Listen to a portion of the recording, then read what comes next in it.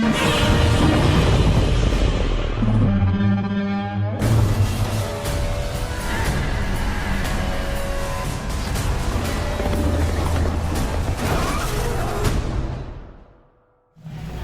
everyone, and welcome to our panel today. I just apologize for some of the switching around that we've done, but we're glad you're here to hear a little about Ishiro Honda, and I'll let the gentleman to my left introduce themselves. But first, my name is Nick Adam Poling. I have a YouTube channel called The Monster Report.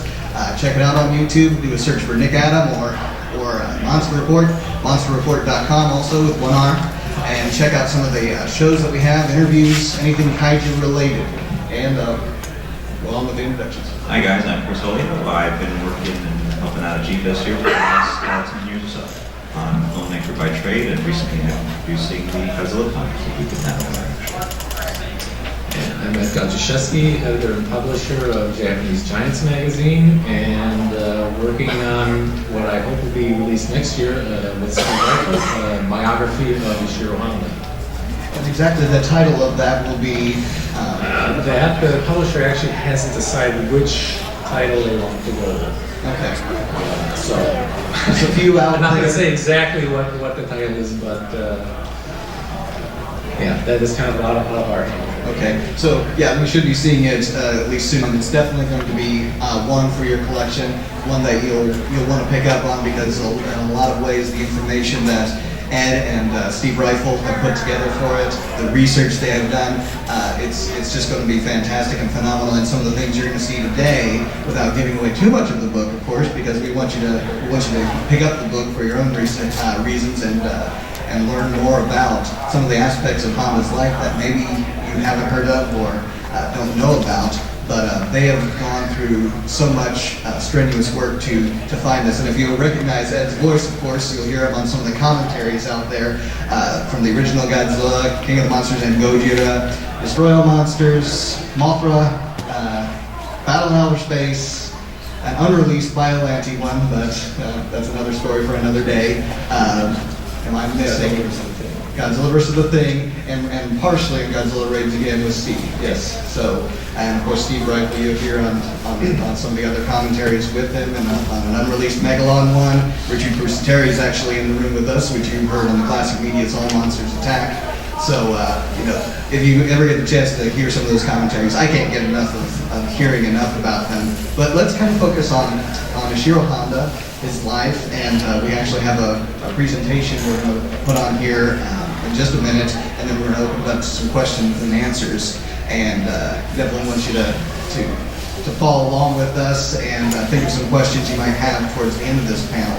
But to kind of start with, again, with the not giving away too much of the content of the book, what kind of research went into digging up all the stories that you had for the book? And okay, we're actually going to get Chris on the presentation as we go through some of this. Okay, well, this project started back in 2007 when Steve and I were in Japan for making the documentary film Bringing Godzilla Down to Size, the one that's on the Classic Media DVD of Rodan and War of the Gargantuas. And as part of the documentary film, we were,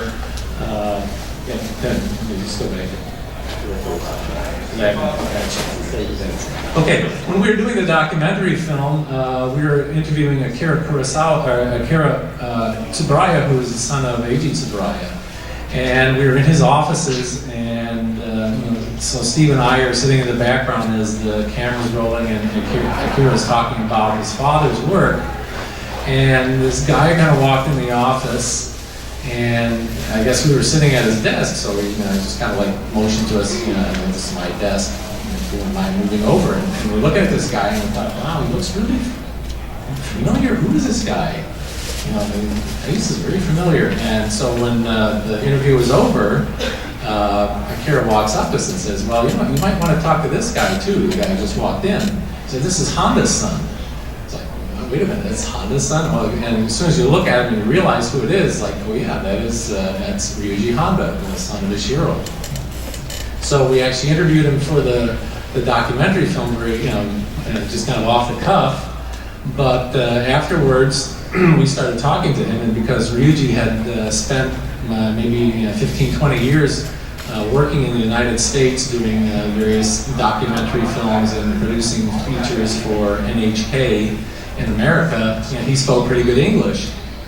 And he said to us at that time, do you know anybody who would be interested in writing a biography of my father's work?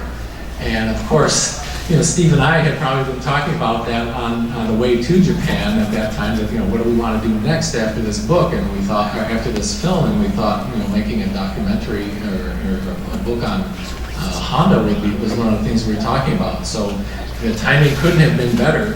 And actually, the reason Ryuji had asked us specifically is because he wanted to have a book on his father's work done from the viewpoint of somebody outside of Japan. So, in Japan, basically all of the works that have been done on Honda's life come from the same viewpoint, and he wanted to get some, a different viewpoint, especially from a foreigner's viewpoint, how to evaluate his father's work. So, sure, this could have worked out better. So, over the next few years, on several trips to Japan, I would, and Steve also joined me on one, we went to interview as many people as we could find. This is, in the center, this is Ryuji Honda, Ishiro's son, and this picture is taken in front of the family house in Setagaya, not too far from Toho Studios. And there's Steve and I with Mrs. Honda, Kimi Honda, who was, I think at this time she was around 90 years old. She's still going strong, even after bladder cancer surgery a couple years ago. And it is our very fervent desire to get this book out while she is still around to actually see it happen. There's Kimi, and one of the interviews we did was also with Koji Kajita, who was Honda's right-hand man, his first assistant director on many of the science fiction films, as well as his drama films. And this is Seiji Tani. He was assistant director under Honda. He worked on a couple films with him, King Kong Escapes and Latitude Zero, and Destroy Monsters in Latitude Zero. Very opinionated guy. And unlike most Japanese, he spoke freely about just about anybody and any subject. So he was actually a very good source of information for us, because it's very difficult to really get honest assessments from people on others that are in the industry. This is Takashi Koizumi and Teruyo Nogami. They're staff members on Kurosawa's team. He was assistant director, she was like a production manager and a scripter. Again, they told us some really fine stories about his day working together with Akira Kurosawa toward the end of his life. And we had an actors panel. Instead of trying to interview individually, we got, there was one day, which was a very memorable day, we got 7 of the top actors from the Honda family together at one time. And here we got Kenji Sahara, Akira Kubo, and of course Mr. Takarada, who you all recognize. And this was, we conducted this at Toho in the Actors Center. And of course, we up in the center there is Kumi Mizuno and Yumi Shirakawa. And next to them is Hiroshi Koizumi and Yosuke Natsuki. Kumi Mizuno and Yumi Shirakawa, who unfortunately just passed away recently. And it was Koizumi and Natsuki. And then afterwards, we had a nice little traditional Japanese group picture, which was quite fun. It was really fun day, and not surprisingly, as you could imagine from Mr. Takarada's personality, he's kind of like the alpha dog in this group, and he was the leader.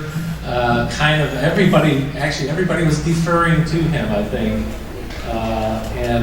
But it was really quite an interesting day to get stories from the entire group. If I could, for just an interesting standpoint, that being in that picture back there, Chris, just to say you were in the room with so many of the actors from the classic Godzilla series and sci-fi series of Honda. Just an amazing honor to be there among so many people that have made such an impact on our lives. Sorry, I just wanted to interject that. And this is Minoru Nakano. He's a special effects guy, and his specialty is optical effects. And I thought at first, I'm going, well, why are we talking to this guy? Not that, you know, I didn't want to talk to anybody who knew Honda, but apparently, even though he was mainly working in the special effects department, he had an awful lot of experience in working with Mr. Honda, and he had some really insightful things to tell us. This is Hisao Kurosawa, the son of Akira. Also very interesting guy and very open. He was since he was working with his father in Kurosawa Productions, he got to witness an awful lot of the interaction between the two of them, and actually had some very interesting and honest assessments of Honda's work. And this is Masahiko Kumada. This guy, probably none of you have heard of this guy. He's a production assistant on Kurosawa's films. And as he likes to tell the story, he has no idea why Kurosawa ever picked a guy like him who didn't have any experience in the movie business to help him out and be his assistant, which is sometimes a terrifying experience for people to meet this guy. But he was really together with Kurosawa and Honda through most of the last 5-6 years of Honda's life. He spent a lot of time at the private residence in Gotemba, where they spent a lot of downtime during making of movies, and he saw lots of unusual things and told us some very good, intimate stories about the relationship between these two guys. And of course, here's Yoshio Tsuchiya, the Vapor Man, a very flamboyant actor who had any number of entertaining stories to tell, some of them which probably are true. And Haru Nakajima, even though he was inside Godzilla, he spent a lot of time. Honda would always come over to the set and often would ask him to appear in cameos in the live action when he had a little break from the special effects filming. Like, for example, real quick, I know in the original Gojira, of course, he was one of the reporter's assistants, I believe, in that scene where all the reporters are having kind of a round table. Chris and I were actually discussing recently Half Human, and I believe he was one of the mountain surveyors that was part of that, but I haven't had a chance to really look at that film enough to find out exactly which one of them, to get a close enough shot to him. But yeah, it's interesting to see him out of the costume, yes, just even as some of those other roles that Honda used him in. Yes. He's very recognizable. Of course, Mr. Takarada, Kenji Sahara, and Kunizuno. I have to say, this is one of the funnier stories is that there was a Japanese fellow, an assistant who helped us out with actually conducting the interviews. And he's basically my age, we were at the same time. And he was completely starstruck by sitting right in front of Kunizuno. And of course, I could very much relate to that because I was sitting right next to him and I pretty much felt the same way. It was often, we'd talk, she'd be talking and then she'd stop, as she finished the question and he's just kind of staring at her because it's Kunizuno was sitting right in front of you. You just don't expect that. She's still beautiful. But she's very charming. Yeah, it was a real pleasure to have gotten a chance to meet her. And Teruyushi Nakano, again, special effects man, but he actually has several connections to Honda. And when he was at Nichidai, which is the university, he was at the university school, he worked with Honda on, when Ishiro was early in his career, making a film called Night School. Nakano was a student at Nichidai and he got a chance to come and help out and worked as an assistant on that film.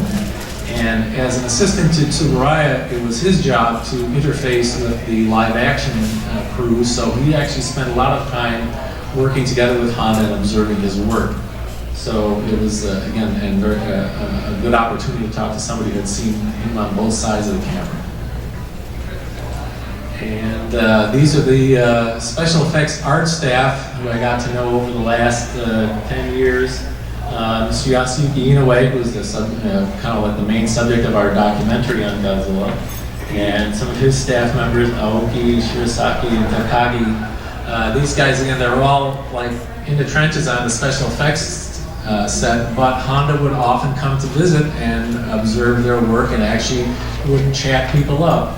So these guys, even though their job really didn't have much to do with the live action, they still had a lot of chances to speak with Mr. Honda and tell us some interesting stories about when he would visit the special effects set. And lastly, last year's guest here, Masaki Tezuka, again, he, as a director of Godzilla films, he cites Honda's work as extremely influential on himself and his career. So we had a very wide assortment of people that we talked to.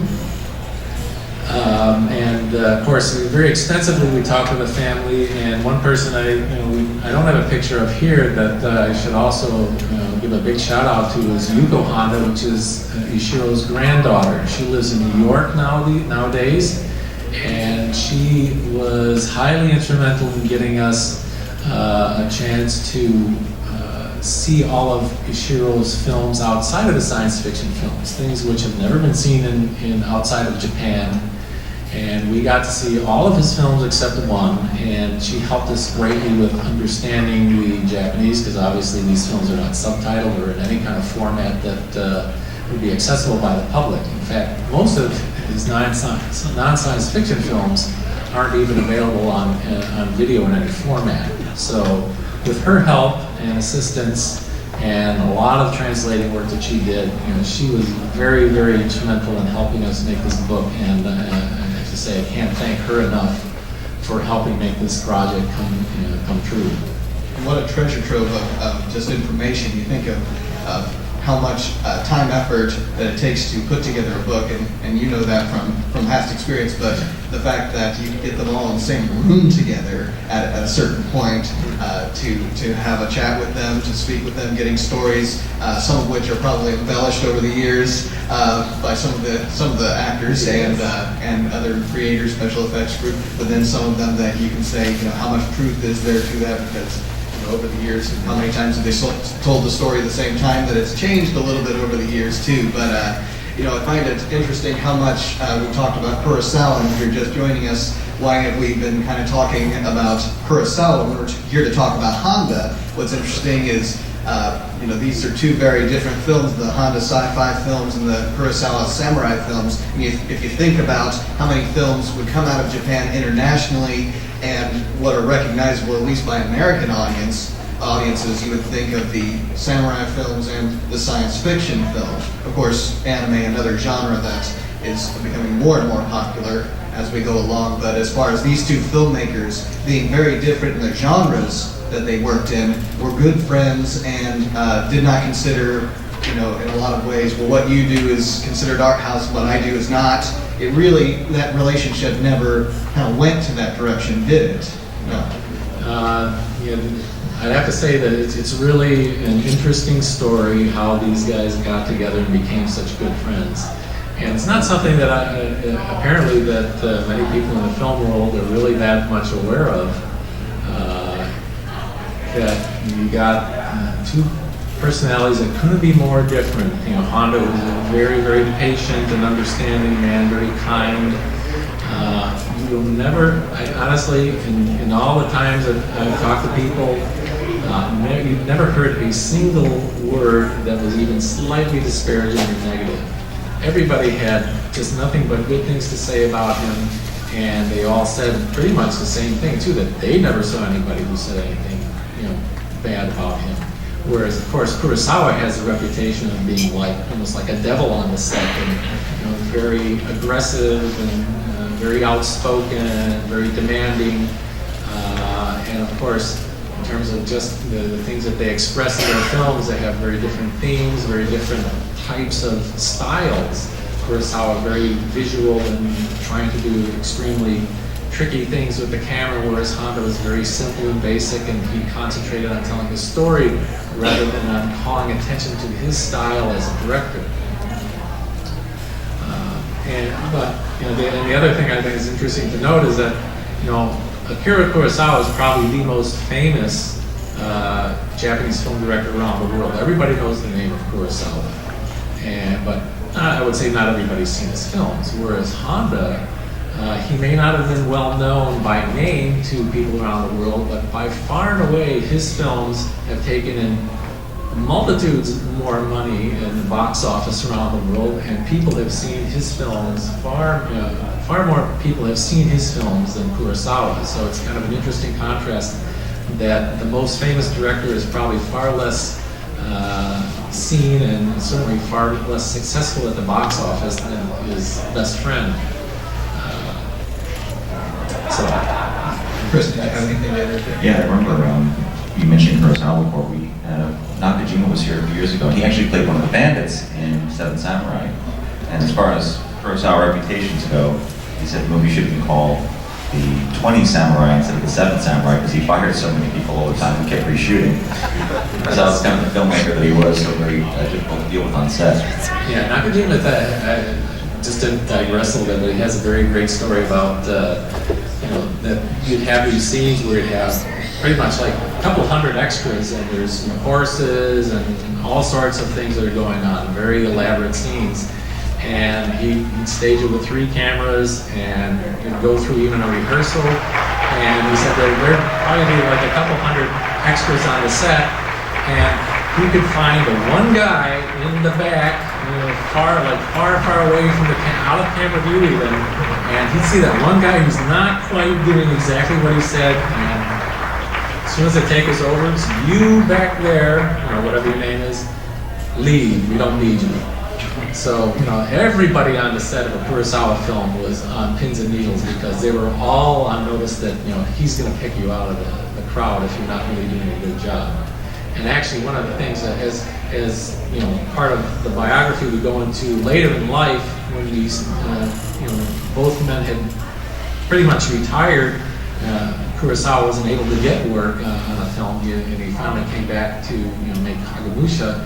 That he got his friend from back when they were young assistants to join him and become in effect like his top assistant director, and that probably was the best thing that could have happened for Kurosawa, because Honda's presence on the set effectively is like having a second director on the set, but he could act as a buffer for all the rest of the technical staff as well as the actors, as a buffer between them and Kurosawa. So when Kurosawa got really PO'd at somebody, or Honda could always step in and like calm the situation down and get Kurosawa back on the set if he stormed off, or just kind of like absorb a lot of the tension that was on the set. And I heard especially from Koizumi and Yagami that without him, that probably a lot of people would just quit, and Kurosawa probably couldn't have succeeded in making Kagemusha, Ran, and all the other films that they were able to make together before Honda's passing. And another parallel is a lot of the ways you kind of mentioned the actors that both of them would use. The same year, 1954, that the original Godzilla came out. We also had Seven Samurai with Takashi Shimura, who at one point, a lot of people think of the Kurosawa films, you think Toshiro Mifune, in a lot of ways, maybe some internationally dubbed as one of the greatest actors in the world, but also you got Shimura, who is also in a lot of ways dubbed as one of the greatest actors in the world in Seven Samurai and in the original Godzilla, just making such a great character, performing amazingly, and I don't see him holding back in either of the films, any of the films that he's been in, whether he was working for Honda or Kurosawa. Well, Shimura is wonderful, and as I said, one of the great pleasures of doing this book was being able to see all these films that none of us in this country have seen, and it's kind of like, for me and for Steve, it was like finding this treasure chest of work from one of your favorite artists or persons that you never knew existed, and suddenly now this entire new world, all these new works are being seen. Like I guess if you think of like in literature, maybe an extreme example, but like if you found like 20 new Shakespeare works. Not to say that Honda's work is Shakespeare, but I mean that's really kind of the feeling that you get when you're able to see all these films. And you can see much more the evolution of the Honda family of actors, because as you see his science fiction films, you see especially there's a certain group of recurring actors that he uses, and when you can see some of their performances in these other drama films, I mean it's really eye-opening to see Hiroshi Koizumi. He's a very versatile actor, and he's great at playing comedy parts, romantic parts. It was really something, and of course, Takashi Shimura, anything this guy is in is just, he's powerful, he overwhelms the screen. And I'm sure probably a lot of people don't know that at least in his drama films, Toshiro Mifune was in several of Honda's films. And in fact, he was one of the people who came to his funeral and actually spoke on his behalf. So there's a lot of interesting performances that you get to see from actors in both the science fiction and non-science fiction films of Honda. I think it's probably time that we can start talking about Honda himself, which I think you have a full. Let us do that. Yeah, let us do that. Okay, and my apologies if this is a little disorganized because my notes were on a hard drive or on a memory stick that went bad this morning, so I had to try and recreate everything on the fly at 5 o'clock this morning. So bear with me. All right, let's go for Okay. So Ishiro Honda. Just to do a little bit of biographical background on Honda, I'll try not to get into too much because obviously that's what our book is intended to do, to tell you his life story. But starting out with these are like some of the earliest photos that at least that we could find of Ishiro Honda. And he was born in 1911 in a very, very small village in Yamagata Prefecture. To give you an idea, Yamagata is really like, maybe like the Yellowstone area of Japan. It's very remote, very local area, populated with mountains and pine and cedar forests. It's a very beautiful, tranquil area, and it's kind of, I think, an interesting contrast to think that here's a man whose career was made with spaceships and gigantic monsters and all sorts of outlandish science fiction action, and he comes from the most humble and simple background and place that you can imagine on Earth. He was born to his father was a Buddhist monk who was in charge of the local temple in Yamagata, or in Asahi village.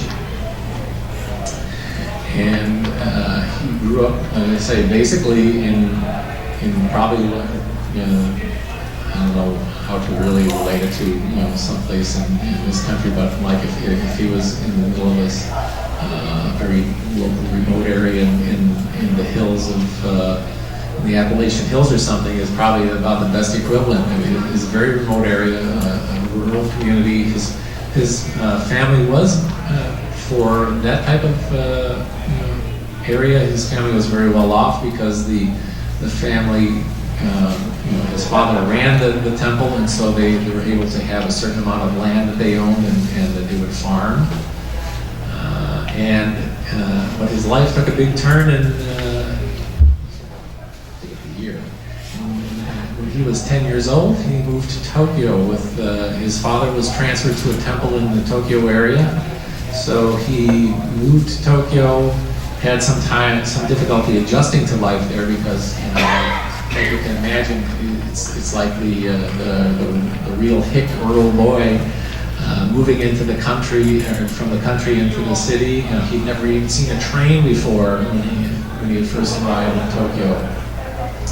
And although he had a little bit of difficulty adjusting socially, this gave him access to the things that he loved the most, which was reading about science. Science was one of his passions as a little kid. In the remote village where he lived, his brother used to send him science magazines, and he would devour those things, reading them continuously, because in the rural area he really wasn't exposed to much of anything like that. Once he got to the city, he was able to be exposed to a lot more, and he also was exposed to something that he had never heard of before, which was film.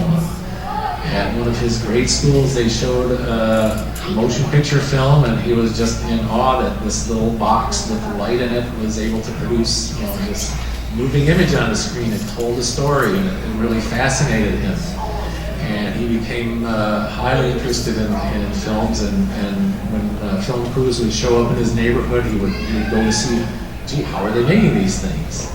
And it started to strike him that, maybe this is something that he could do for a career when he got older. And I almost forgot about that. Yes, one more. Okay.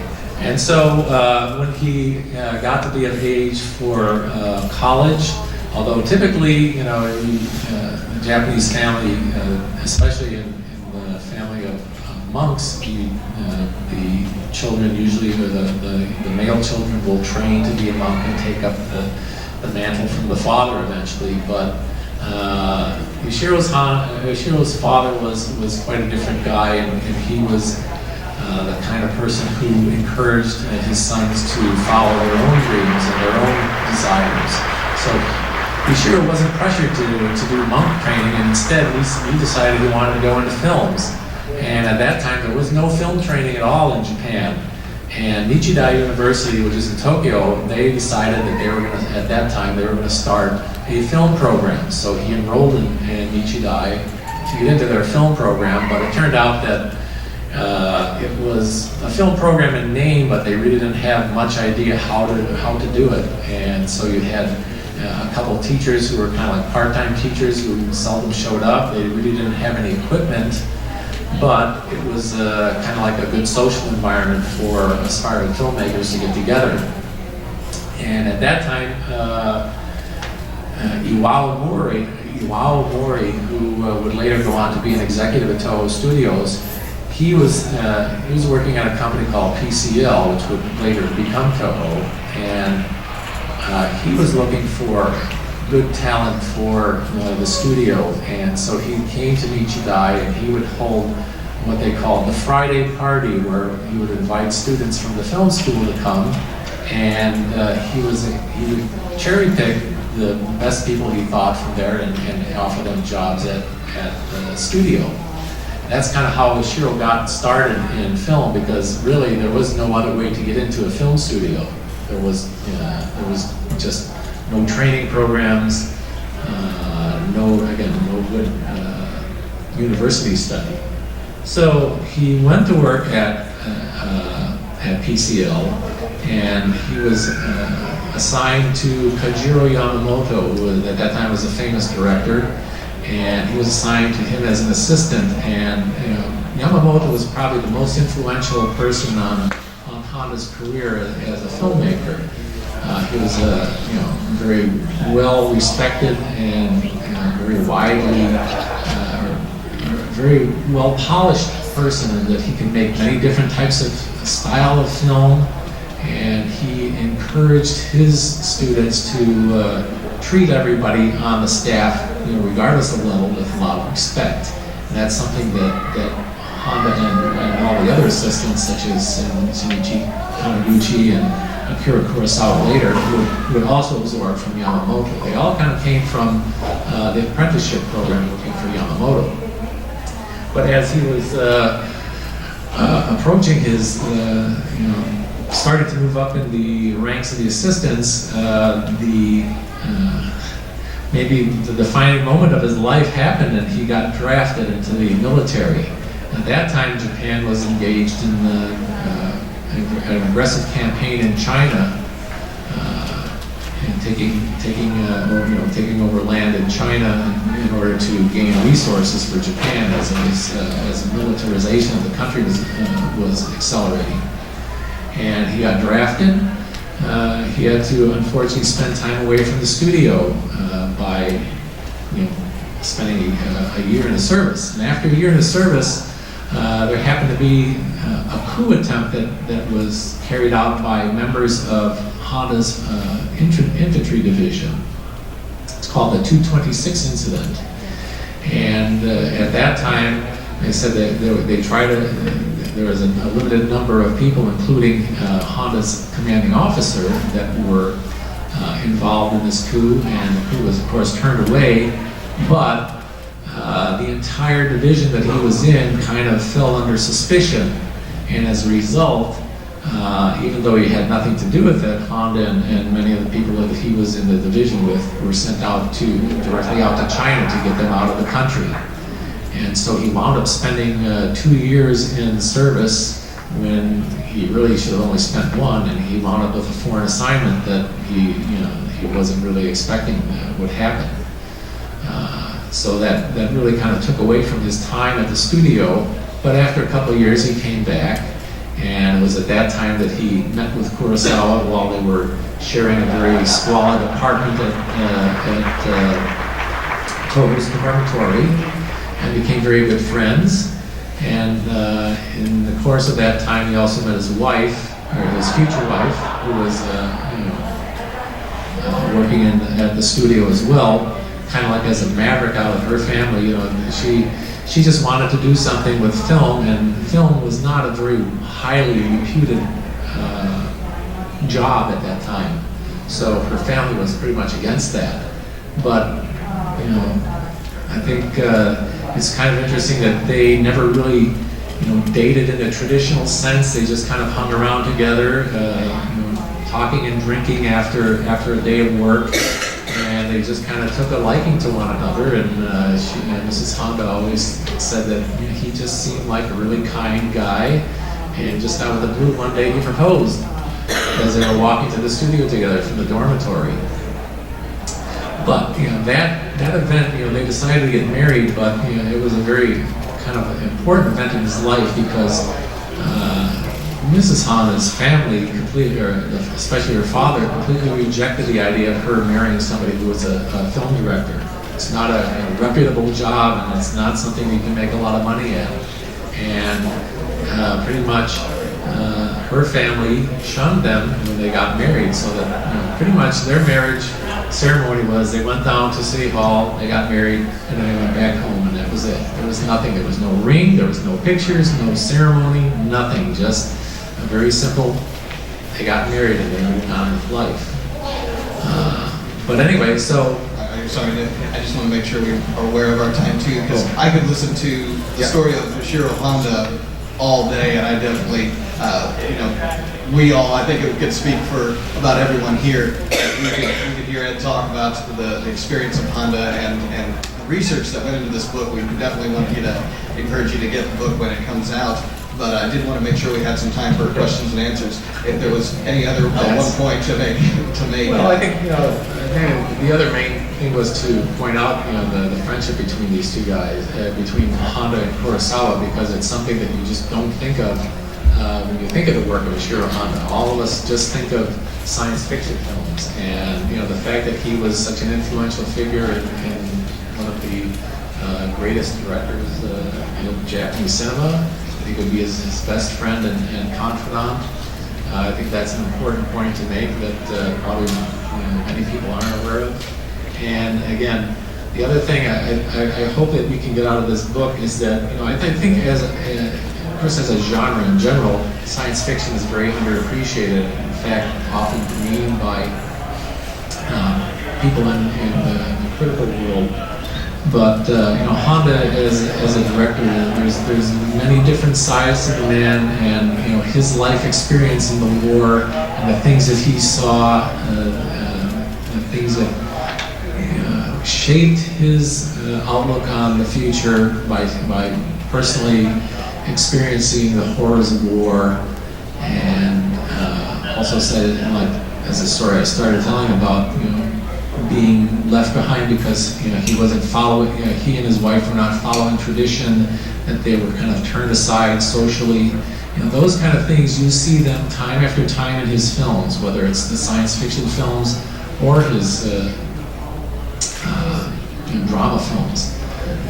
There's a lot of his life experience that's reflected in his films, I think that overall, you know, his work is not well appreciated. I think, and especially because people, you know, when they talk about Honda, they all focus on his science fiction films. And if you ever really get a chance to see some of his other films, you find out that there's, you know, this is a very versatile and very, you know, good filmmaker. He makes a lot of, you know, good heartwarming films, comedies that were very clever, things that you just don't think of when you think of only his science fiction films. And one of the things I'm most looking forward to of your book is to see what kind of filmmaking was outside of that genre. And I guess one of the last point I'd like to make, and maybe it's a bit of an exaggeration to say this, but I have to say, you know, from a personal viewpoint, when I grew up as a kid watching Honda's films, of course, I don't know who this guy Honda is, and I have really no special awareness that, you know, this same guy has been directing all these science fiction films that I've watched. But, you know, his optimism and his worldview that, you know, people need to get along together. You have to be careful about, you know, this, you know, science can be a wonderful thing, but it also can be, you know, used as a terrible weapon. And, you know, that people need to come together. Those kind of messages, yeah, they're all very simply put forth in his films, but especially for myself growing up in the late 50s and the 60s, you know, these things really resonated with me. I mean, I noticed them. I mean, especially, I think as I mentioned on the Battle in Outer Space commentary, you know, at the time that I was a little kid, like I'm like 8 years old, and here's Khrushchev, you know, the leader of Russia, he's at the podium at the UN, and he's banging his shoe on the podium and saying, "We're going to bury you, America." So, you know, there was a real palpable fear of, in these Cold War days, that, you know, the world is going to, you know, suffer this big disaster. We're headed for World War III. And then I see films such as like Battle in Outer Space, and in Battle in Outer Space, he's got Russians and the Americans working together and cooperating in order to repel this alien invasion. And, you know, that's something that I think is completely, you know, off the, you know, when they Americanized it, of course, they took out the fact that, you know, they didn't really publicize the fact that it was the Russians that were helping out. But, you know, Honda's view was that everybody on Earth needs to cooperate, and, you know, together that, you know, great things can be accomplished. And that kind of simple message really was kind of reassuring to me as a little kid, growing up in, especially in the early 60s when this was such a prominent thing in the world. And I just want to make sure that we have a few minutes for questions, because we want to make sure we're clearing out for the next panel here. But does anyone have any comments or questions real quick? Right here. Do you know if Mr. Honda had any favorite productions to work on? Well, I think if you ask that question to any filmmaker, they always say, well, you know, I don't have any favorite. I like, you know, I did my best on all of them. But if you know, if you would say, well, which did he enjoy the most? I think he's always talked about Gorath as being one of the films that he enjoyed the most. You know, the subject again of the world coming together to achieve something, and the science that you could put in behind it. Because like in this film, as in many other science fiction films, he consulted with scientists before making it to at least come up with some kind of plausible background for the film. Even if it wasn't, you know, completely true science, it was something at least that you could say, okay, you can see where there's some possibilities here. But he really did enjoy that one. Probably that one, Latitude Zero, is another one that has a very optimistic feel that he enjoyed working on. Maybe just one more so we can get cleared up. Right here. In regards to his time in the war, I heard from his blood source that he spent some time on POW. Yes. Yeah, he was captured just before the, you know, about a few months before the end of the war. Spent 6 months in captivity, and for the most part, because he treated the Chinese people with a lot of respect while he was, you know, an officer for the Japanese army. When he was captured, I mean, he already had, he had I guess, kind of like a reputation with the Chinese forces already, and they saw him as someone who's not really an enemy, who just happens to be on the other side of this conflict. So they actually depended on him to help with the transition of POWs back to Japan, and he wound up spending several months in China doing that before eventually going back. And it's actually the Chinese people who he was doing this work with, they actually invited him to stay and live with them in Japan. He said, well, there's probably nothing for you left back in Japan because the country's been defeated, it's been decimated, and probably you don't have any family to go back to anyway, so why don't you stay here with us? And actually he considered that, and he just said, well, but I don't know if my wife and child are still alive, so if I go to Japan and if they aren't, I will come back and I'll spend my life here. So, yeah, he did have time as a POW, and it's just another interesting story about how he was always looking to cooperate with the people he was interfacing with. This is just an amazing life. You're definitely going to have to check out the book. And if you have any other further questions, because we're going to have to clear out of here, it is here today in the dealer's room. So I want to thank Ed Godziszewski for all that.